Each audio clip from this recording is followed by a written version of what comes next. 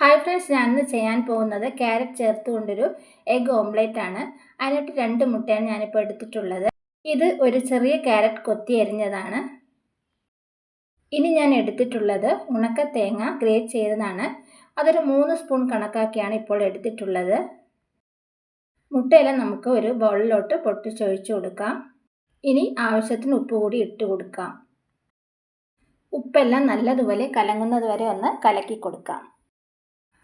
കലക്കി വെച്ചിരിക്കുന്ന മുട്ടയിൽ നമുക്ക് ഓരോ ഐറ്റംസ് ആയിട്ട് ഇട്ട് കൊടുക്കാം. ഫസ്റ്റ് ഞാൻ ഇട്ട് കൊടുക്കുന്നത് ക്യാരറ്റാണ്. അത് ചേർത്ത് കൊടുക്കാം. ക്യാരറ്റ് ഇട്ട് കൊടുത്ത ശേഷം ഒന്ന് ഇളക്കി കൊടുക്കാം. അടുത്തതായിട്ട് നമ്മൾ ഗ്രേറ്റ് ചെയ്ത് വെച്ചിരിക്കുന്ന തേങ്ങ ചേർത്ത് കൊടുക്കാം. അതും ഒന്ന് ഇളക്കി കൊടുക്കാം. ഇനി ഞാൻ ചേർത്ത് കൊടുക്കുന്നത് 3 പച്ചമുളകും ഒരു ചെറിയ സവാളയും കൊത്തി അരിഞ്ഞതാണ്. പച്ചമുളക് ചെറുതാണ് ചേർത്ത് കൊടുത്തിട്ടുള്ളത്. ഇതൊരു പാതി കഷ്ണം തക്കാളിയാണ്. അകത്തെ സീഡ്സ് എല്ലാം എടുത്ത് കളഞ്ഞ ശേഷമാണ് തക്കാളി എടുത്തിട്ടുള്ളത്. ഇനി ഞാൻ ചേർത്ത് കൊടുക്കുന്നത് 1 സ്പൂൺ പുതിന ഇലയാണ്. അതുകൂടി നന്നായിട്ട് ചെറുതായിട്ട് അരിഞ്ഞ് വേണം ചേർത്തെടുക്കാൻ. ഇനി എല്ലാം കൂടി നമുക്ക് നന്നായിട്ടൊന്ന് മിക്സ് ചെയ്തെടുക്കാം.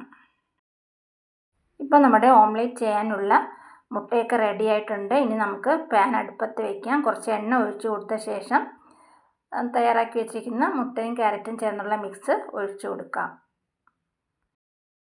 ഇത് വളരെ ടേസ്റ്റി ആയിട്ടുള്ള ഒരു എഗ് ഓംലേറ്റ് ആണ്.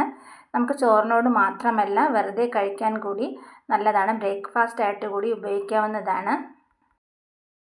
ഒരു വശം നമുക്ക് പൊരിച്ചെടുത്തിട്ടുണ്ട്. ഇനി നമുക്ക് തിരിച്ചിട്ട് കൊടുക്കാം. തിരിച്ചിട്ട ശേഷം 1-2 മിനിറ്റ് വെക്കുക. അതിനുശേഷം നമുക്ക് സ്റ്റൗ ഓഫ് ചെയ്യാവുന്നതാണ്.